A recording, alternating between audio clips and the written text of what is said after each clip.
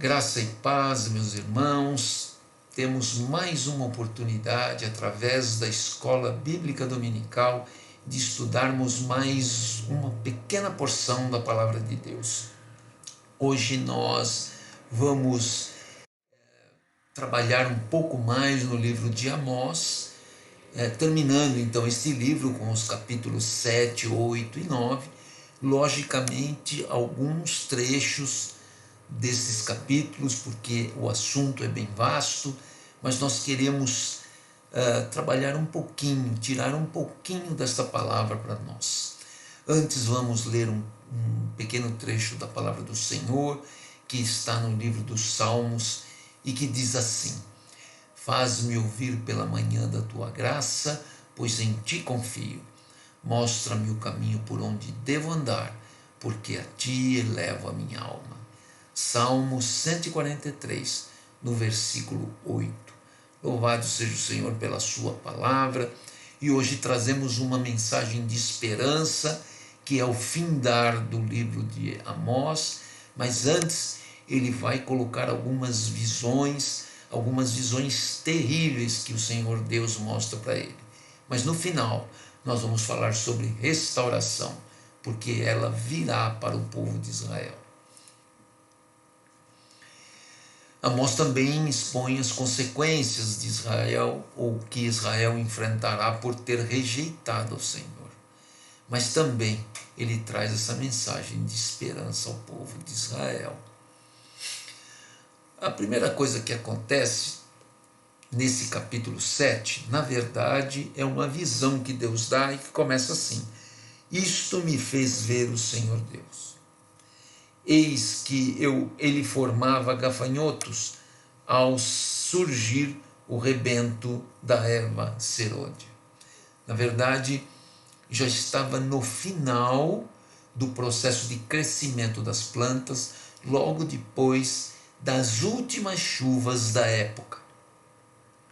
Então, já estava para vir, não é? Era o rebento, logo já viriam a colheita, e, portanto, o povo poderia se alimentar. Nesse momento, o Senhor Deus mostra para ele vindo um enxame de gafanhotos terrível que destruiria tudo. Eu me lembro de uma passagem lá em Êxodo 10 que fala sobre as 10 pragas do Egito, e que certamente a 8ª praga vem e é terrível. É um enxame de gafanhotos que destrói toda a plantação egípcia. Um país que era notadamente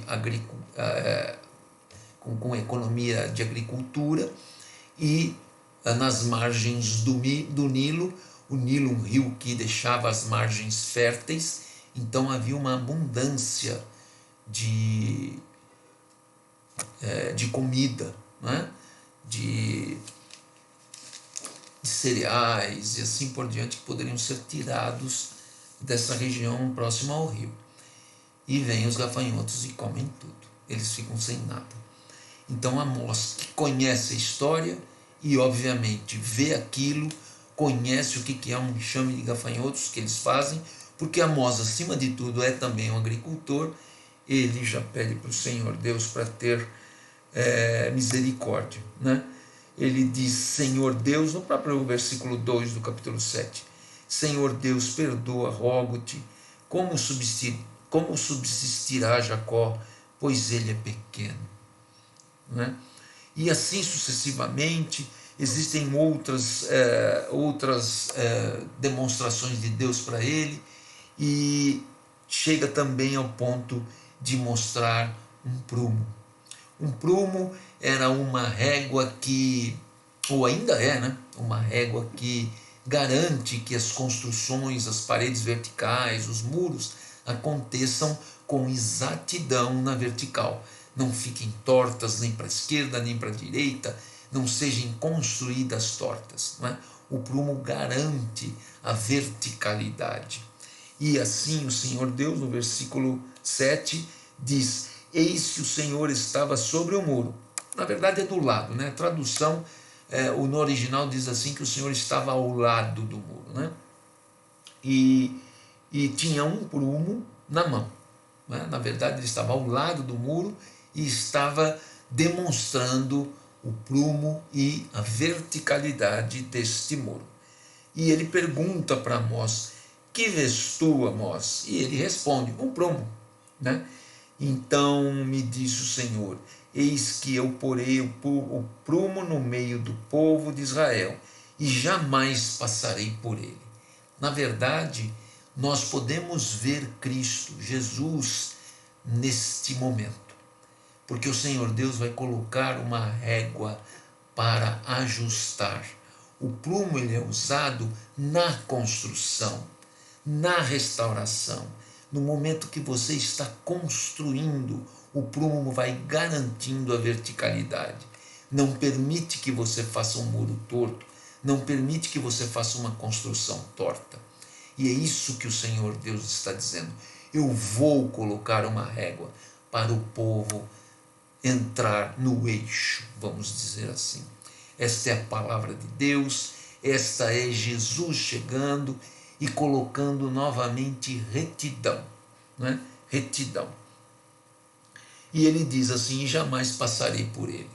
Na verdade, no original, é passar sobre essas transgressões.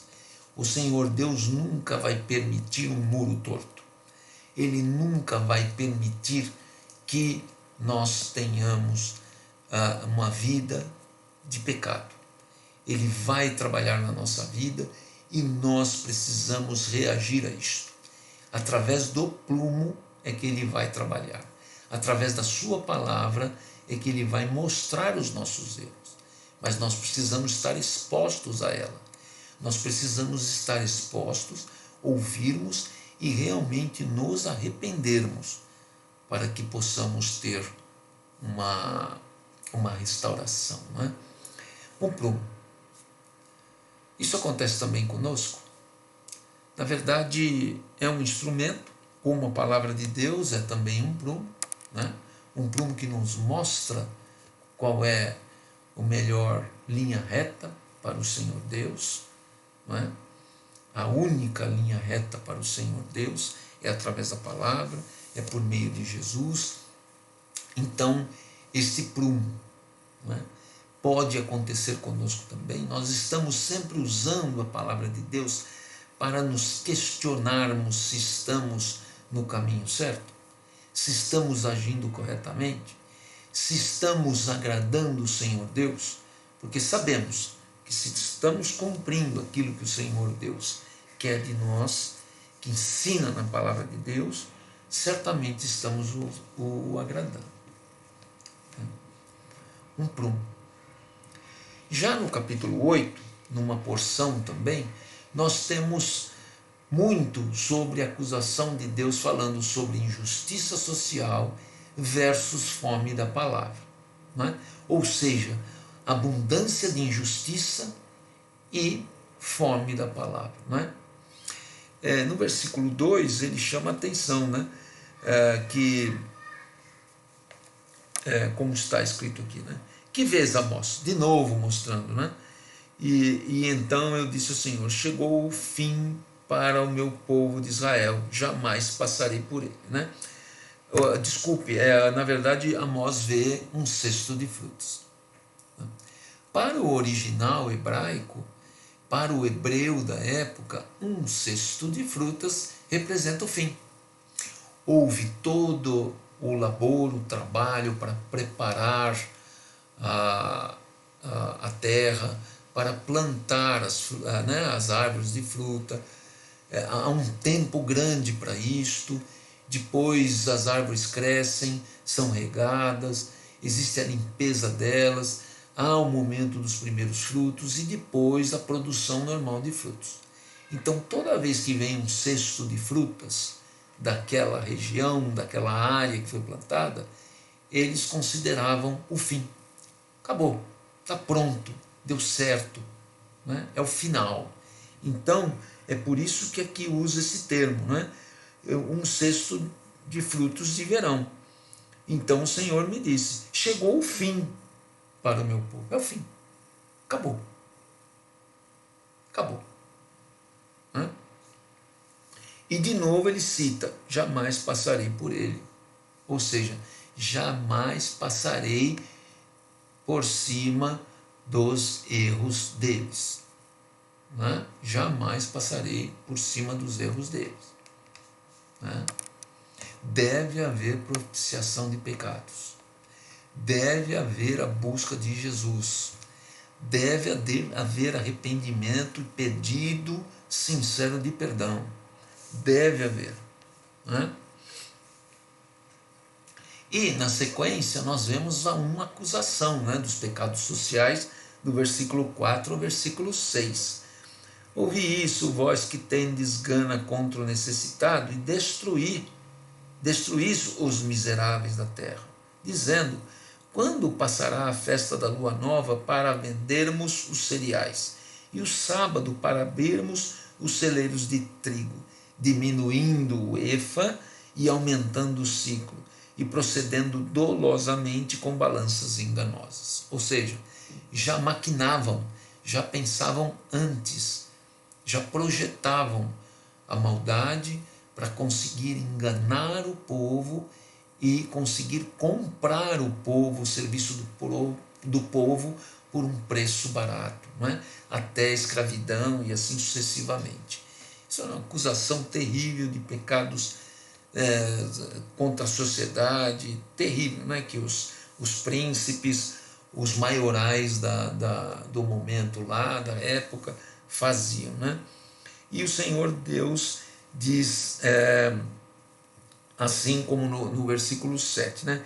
Eu não me esquecerei de todas as suas obras para sempre. Né? Ficou registrado aqui, inclusive, na palavra de Deus. Está registrado aqui que ele não esqueceu. Né? Ele disse que não ia esquecer e não esqueceu. Né? Na verdade, o Senhor Deus muitas vezes usa esse termo, né? Não me lembrarei, não me lembrarei. É um fato. Isto quando há arrependimento verdadeiro. Né? É um fato. E também Deus trata, no versículo 11, de uma das ações.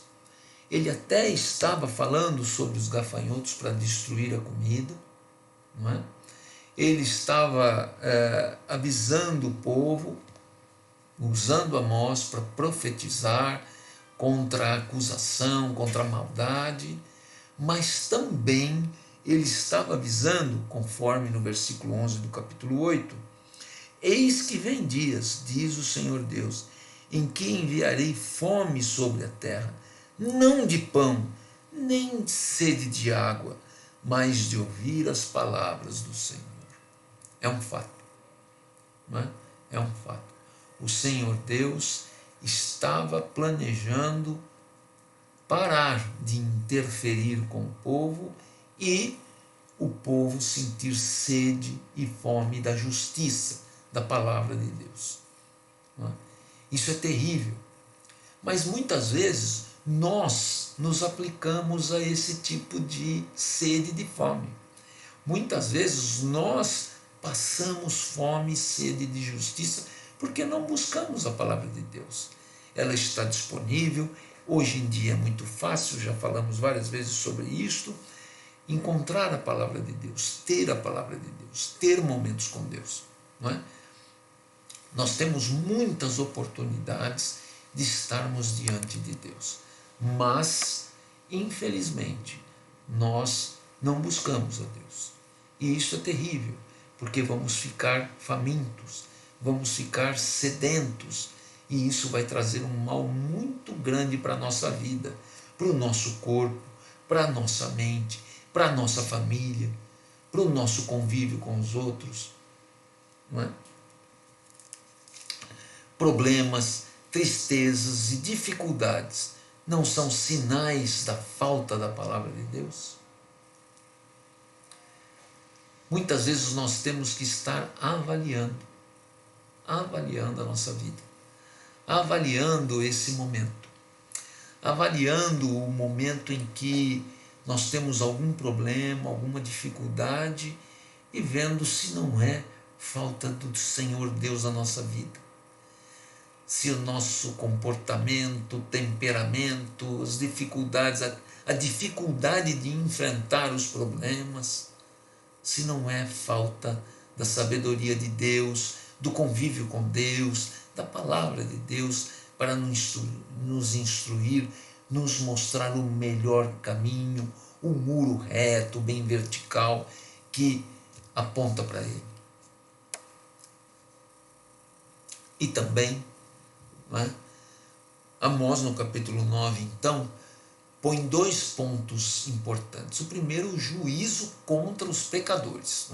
Então, no versículo 1 ao versículo 10 do capítulo 9, nós temos um juízo.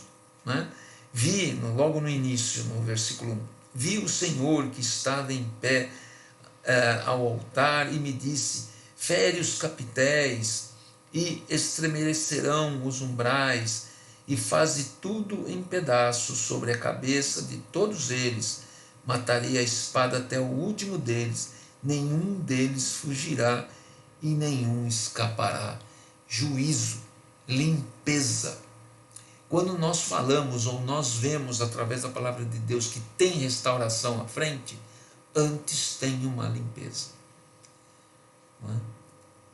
Toda restauração que se falou do povo de Israel, tinha o templo, tinha que se limpar o templo, abrir, limpar, arrumar, restaurar as peças de adoração, e aí então se lia a palavra de Deus e o povo era restaurado. E a vida comum do povo era restaurada. E a abundância do alimento, toda a prosperidade no trabalho era restaurada. Precisa haver limpeza. Tem que haver limpeza. Muitas vezes dolorida, profunda, demorada, mas precisa haver limpeza. E assim vem para o capítulo 10, o Senhor Deus falando para Amós sobre toda essa limpeza que o Senhor Deus quer fazer no povo de Israel. E depois disto, do versículo 11 em diante, terminando o capítulo 9, ele fala da restauração. A restauração e o retorno das bênçãos. E nós podemos pegar aqui no versículo 14 e 15.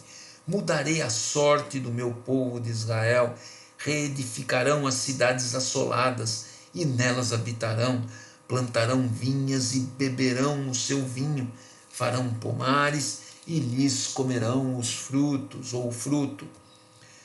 Plantá-los-ei na sua terra, e dessa terra que lhes dei já não serão arrancados, diz o Senhor teu Deus. Na verdade, virá abundância. Virá abundância. Aquilo que o Senhor Deus falou um pouquinho antes, mesmo no capítulo 9. Aquilo que ele diz até no versículo 9 do capítulo 9 sobre juízo, onde ele vai sacudir a casa de Israel, assim como se sacode o grão do trigo no crivo, sem que caia na terra um só grão. Ele vai limpar a palha. Esse crivo nada mais é do que uma peneira pontiaguda. Então a palha é retirada, separada do grão. O grão fica.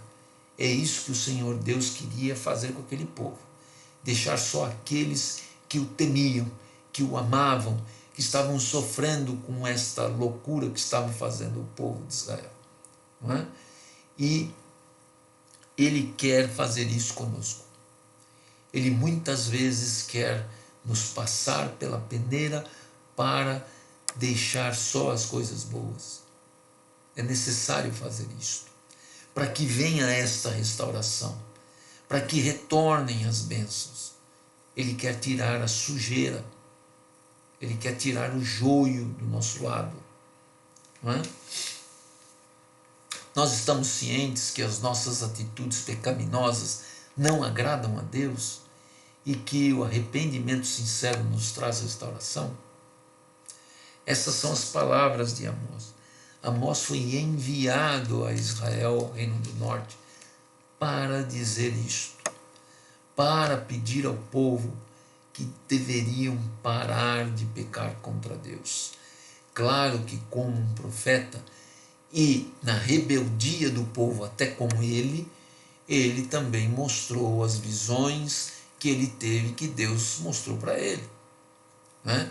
Visões terríveis, mas o Senhor Deus sempre mostra, né, o seu juízo, justiça, mas mostra o caminho, mostra o prumo, ou seja, a referência certa, e mostra depois a restauração.